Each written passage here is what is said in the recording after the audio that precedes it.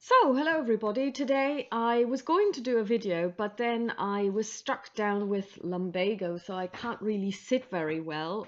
So I'm actually lying down because I did decide that I wanted to do the recording anyway because I've been asked a lot of questions in the comments, in private messages on YouTube and also on Board Game Geek about Lord of the Rings, the LCG, and so I decided to but also somebody wanted to know what my thoughts on Tolkien in general were. And so I decided to do a recording, but I can't do a video today because I can hardly sit, so I can only stand or lie down. um, so just a little bit about Tolkien and me, if you like. I think I read The Hobbit when I was about 9 years old. And I don't recall a lot about it except that I was reading it while I was down with a concussion, which I'd gotten on a mountain climbing trip, don't ask.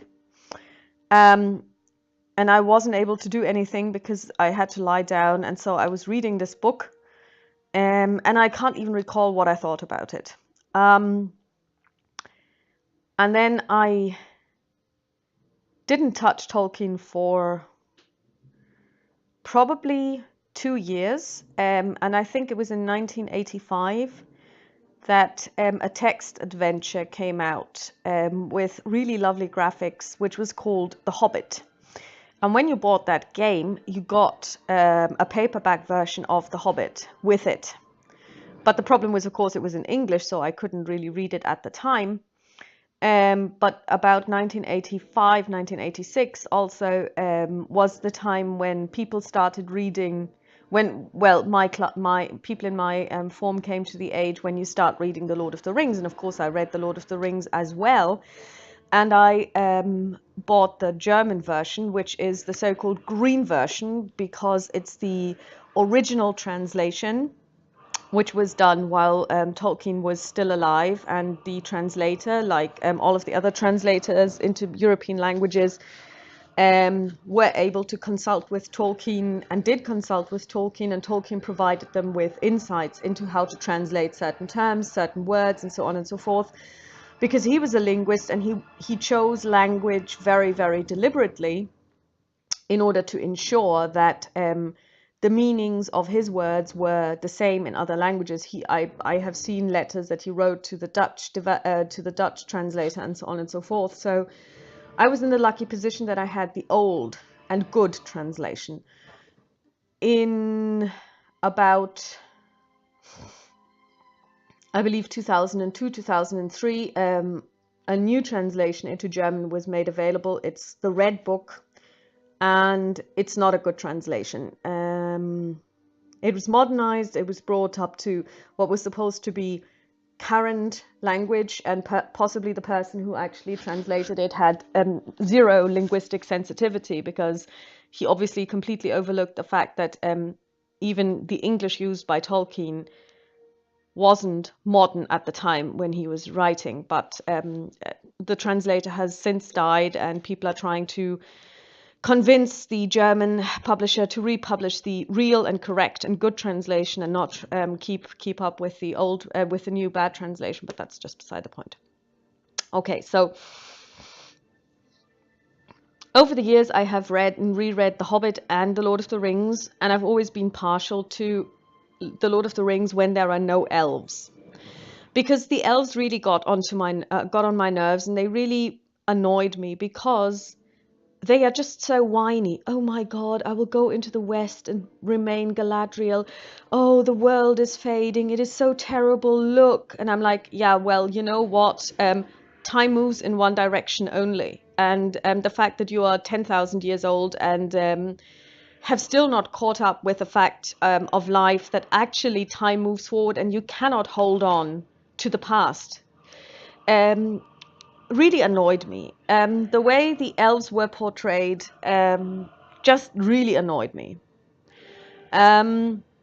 Especially since the elves in Tolkien's world have something that all human people would like to have, and that is immortality. While they can be killed, those of you who have read the Silmarillion will know that they don't die. their souls go back to Valinor. They sit in the House of Manwë, and if this soul so chooses, then it will be reincarnated into a new elf body with all its memories intact. So obviously that's being truly immortal, because what makes us is our personalities, our memories that have shaped us. And if we were to leave our mortal bodies and then just have all of these, the personality, the thoughts, the memories, everything else, put into a new body, we would be essentially immortal too. So to me, this was the biggest issue with the elves, because for someone who has no concept of the human condition, because they are not mortal, they don't understand what it's like to come to the end of your life and lose everything. Because it's completely unclear what happens to people, to humans, when they die. And it's said in the Silmarillion that even the elf lords do not know. So for all we know, when humans die, they die. And the same probably goes for hobbits too.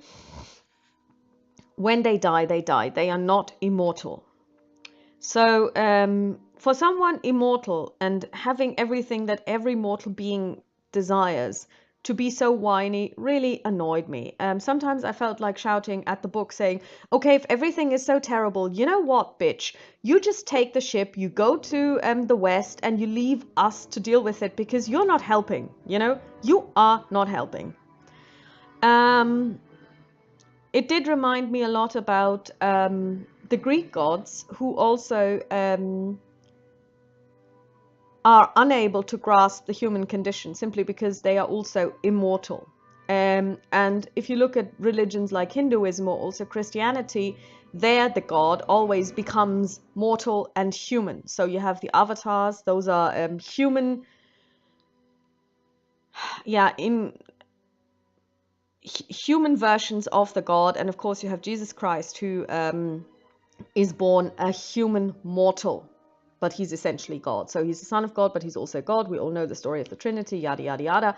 So essentially what we have here is this idea of something that is immortal can never understand human beings because of the fact that they are hemmed in by their own immortality. They cannot truly understand what it means to be human. And so these gods become human.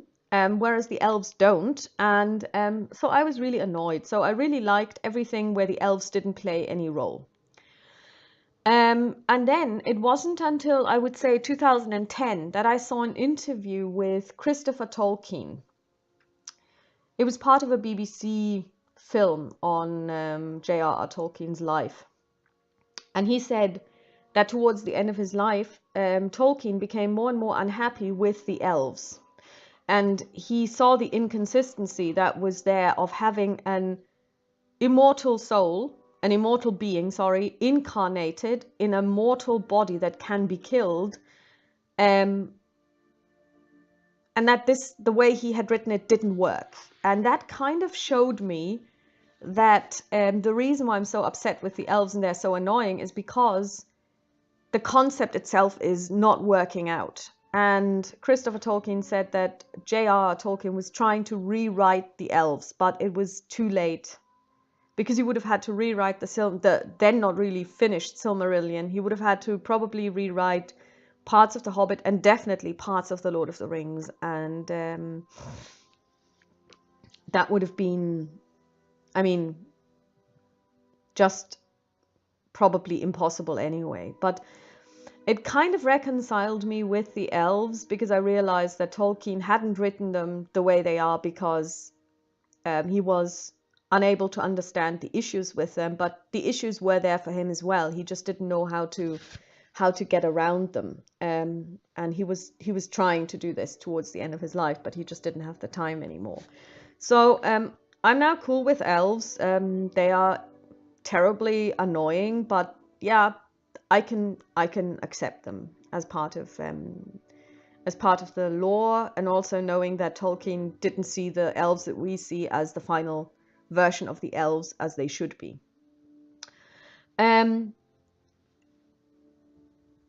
Of Of course, I also saw 2 of the films in the cinema. I didn't do the Return of the King because I just didn't care for the battles, and I was like, yeah, well, you know, I'll buy the video when it comes out, or the DVD rather. I really think that the films are well made. I also understand a lot of criticism that has been leveled at them, like, why the hell do we have Glorfindel turned into Arwen? What is she doing there anyway? Where I'm like, actually, I don't mind her being there. I think she has a lot of reason to be there, being the daughter of Elrond. She's a very powerful elf. So, you know, Elrond isn't stupid. He would send the most powerful of his household. He has sent her brothers Eladan and Elrohir. So why not send his daughter, you know?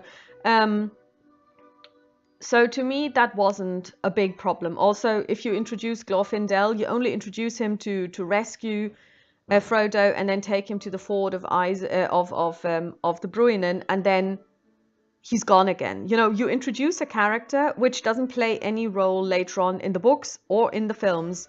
So they decided to use Arwen in this position because they wanted to have this Arwen Aragorn story unfold, which I believe is totally legitimate. It's a very important part of the appendices, and I think it also gives a lot of character motivation to Aragorn, which does not really exist in the books.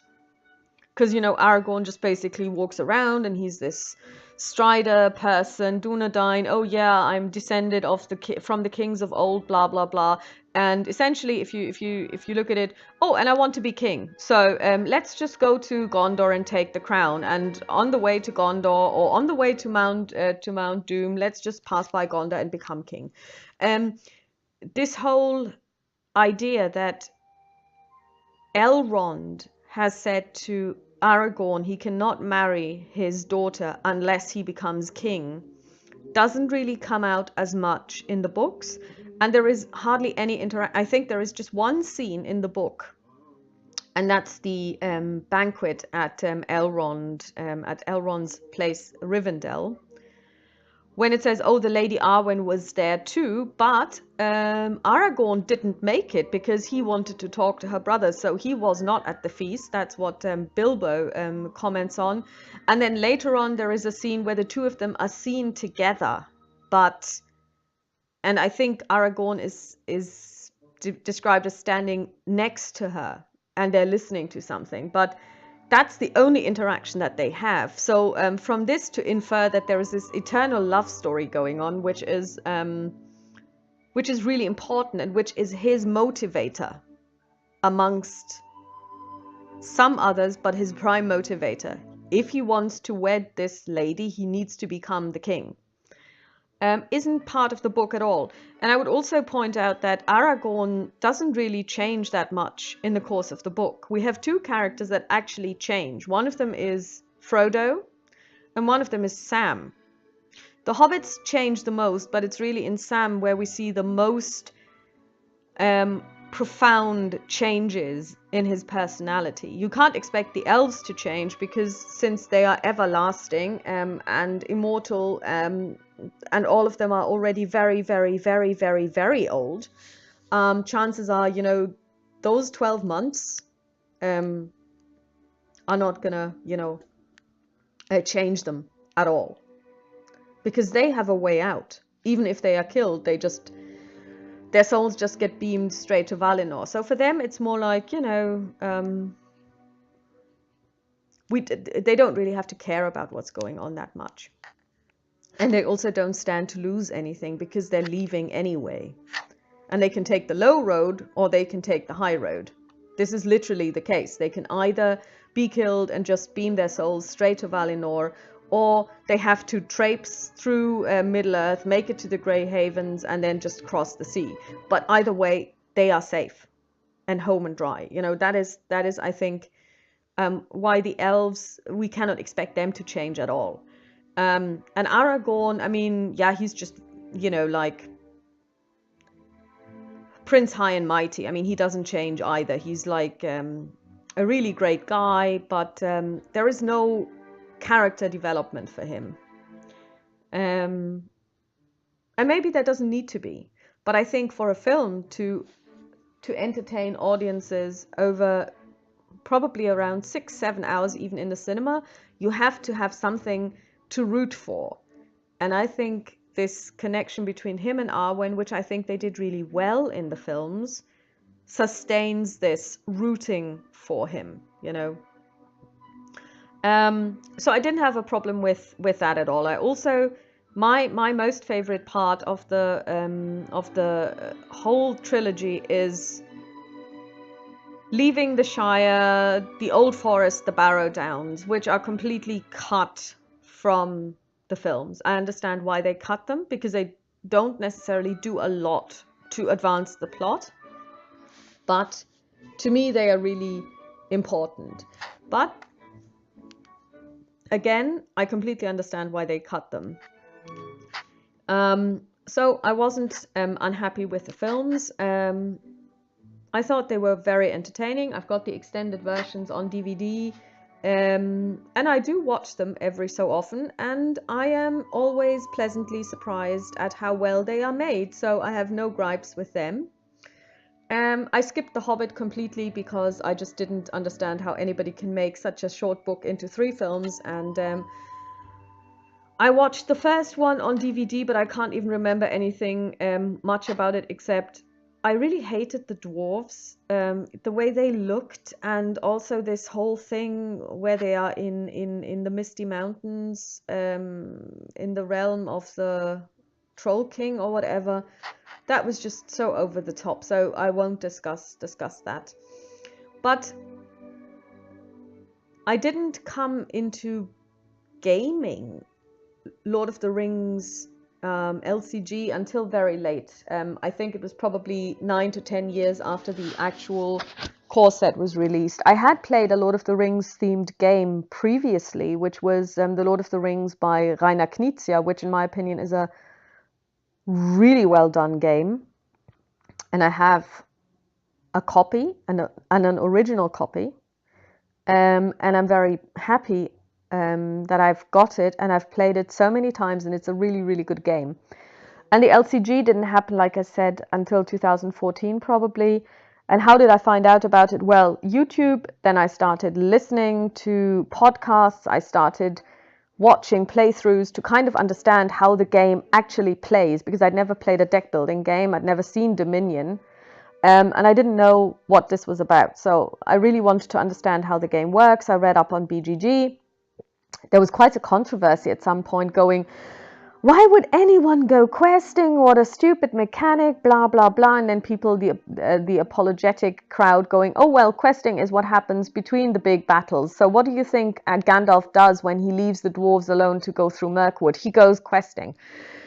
But to me, this was all kind of meta talk where I'm like, you know, really, if you don't like this mechanic, then don't play the game. And I would say I can relate to this. I don't like the mechanic. I think it's stupid. Hence, I won't play the game, because I have the same issue with the Arkham Horror LCG, where I just have to say this whole chaos bag, amongst other things, is just so stupid in my eyes that I'm like, it destroys the whole game for me. I know that this sounds like nitpicky, but it's the one thing that really broke the game for me. I wasn't too happy with the theme either, although I have played every single version of the Arkham Files, and I own all of those games: Arkham Horror, Elder Sign, Eldritch Horror, Mansions of Madness, the Arkham Horror LCG I did own for about 2 weeks, and then I traded it off after I'd played it 10 times, and it just didn't strike me as interesting, and I really didn't like it. So I completely forgive, or I completely understand people who say, even this questing thing is so abstract and so stupid, I cannot play the game. That's fine. To me, it actually doesn't feel abstract at all. And to me, it doesn't take away from this being able to be immersed in the story. So I bought the core set, and like everybody else, I despaired in Dol Guldur so many times, and I think I've beaten the quest like once, and I don't know how many times I've played it. And I started buying the expansions, I started buying the APs, And now I think I've got everything. I was trying to buy massing at Osgiliath, and I've been unable to obtain it because the one person who said on BGG that they had it didn't have it, so they cancelled the sale saying, oh, we don't have this, and we'll take it off the list not to confuse people. Yeah, thank you. You should really do that. And the other person who's got it in Europe sells it only in Italian, which is unfortunate because I don't speak Italian. But so if anybody out there has the massing of Asgiliath and is willing to part with it, PM me, and we can see if we can come to an arrangement. But I've bought every single AP out there. I've bought every single deluxe expansion. I've bought every single saga expansion, and I have played through the core deck, the core set, all of Mirkwood, all of Khazad-dûm, all of Dwaro Delph. And I've now started on the Black Riders, which is the first saga expansion installment for the Lord of the Rings proper. And now I'd like to come to the question that some people have asked me, what kind of cards do I use? Well, I only have the card pool available to me at the moment of the core set, Overhill, Underhill, the first Hobbit expansion, all of Mirkwood, all of Dwaro Delph, and Khazad-dûm. Because although I have all of the other games, I haven't unboxed them and I haven't unpacked the cards. And of course the Black Riders. I also have those cards at my disposal. So this is the card pool that I'm drawing from at the moment. So that's why you don't see a Gandalf as a hero. That's why you don't see a Galadriel. That's why you don't see all of those really powerful heroes that come out in later editions, simply because I haven't unboxed them yet. But I would say that even with the card pool at my disposal, you can build really good decks. Of course, then when you compare these decks to the decks, for example, Glaurung runs, who's got like probably every single card deck under the sun at his disposal. I mean, he does things with his deck which he can run everything solo because his decks are just so powerful. Because he has a wider card pool. But I've decided to restrict myself because I also want to see what it's like to play those games with the reduced card pool that was available at the time when they were published. And in addition to this, I also think that,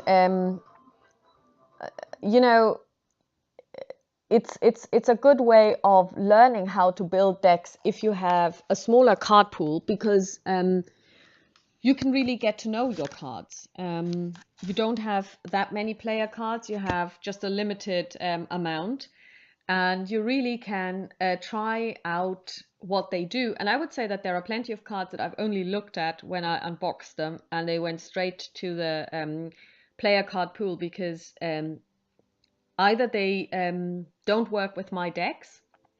So for example, I have removed all except Dori and another dwarf whose name I forget from my deck, so I don't have any dwarves anymore. So anything like We Are Not Idle isn't going to be much help, you know. Also, since I play two-handedly, I can use cards that require another player to be there. But I don't have any in my deck now. I've removed all of them. So the smaller the card pool, the smaller the card pool, the easier it is, I think, to get into deck building. And here's my advice, because people have asked me, how do you deck build? I usually don't do it in the way that I look at the quest first, and I read the quest cards and I read the encounter cards, and then I build my deck. But I take the deck that I've got and I play it against that particular quest, and then see how I fare and where I perceive issues.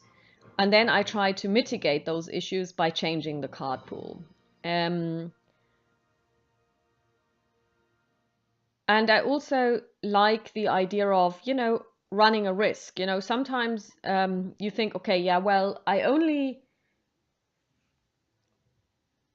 lost because of a, you know, of a stupid mistake. So, but I do think that overall my card deck can withstand the onslaught of the encounter deck. So I'll try again.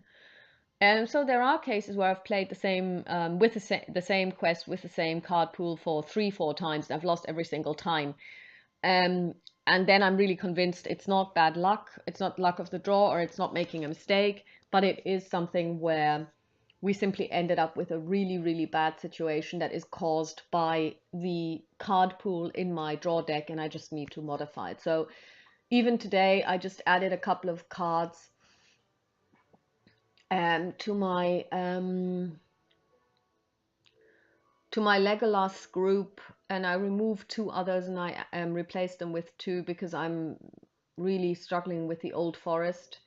I said in the beginning I really like the quest, and I do because I love the part of the book, but it's a terrible slog. I mean, you're just walking around. I mean, it's very, very much like the scenes in the book where they just keep walking through this or traveling through this endless wood. Um,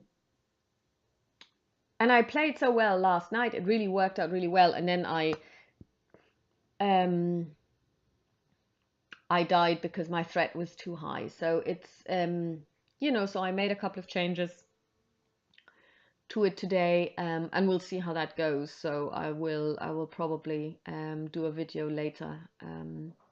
But this is really how I do deck building. I do not sit down and do the probably min-maxing and analyze every single quest card and then come up with a good deck.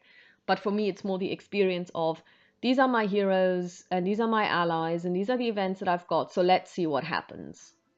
And then I end up either victorious or not. Also, I honestly don't mind